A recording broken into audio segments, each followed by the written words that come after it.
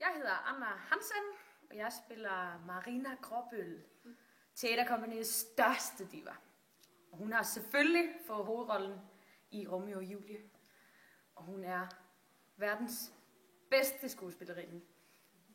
Og efter det her, så skal hun til København og være professionel skuespiller.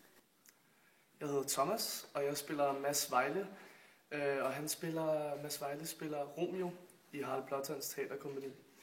Og han er en meget ydmyg person, fordi at det faktisk er Marina Gråbøl, der har fået med i det her teaterkompagni, og har skaffet ham en hovedrolle som Romeo. Og han er en meget rolig og sympatisk mand.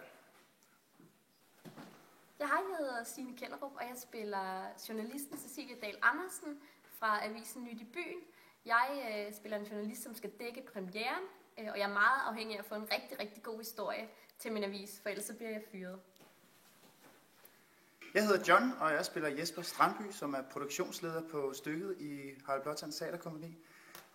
Jeg har lagt hele min formue i det her stykke, og det er rigtig vigtigt for mig, at det bliver en succes. Så derfor så bliver jeg meget hurtigt frustreret og stresset, når det hele ikke klapper, som det skal. Og så har jeg lidt svært ved at få tingene til at hænge sammen, fordi at jeg har en kæreste, som render rundt og har fået en rigtig dårlig rolle, synes hun selv. Og jeg har kommet til at love hende hovedrollen i det her stykke, så der er lidt nogle problemer med hende.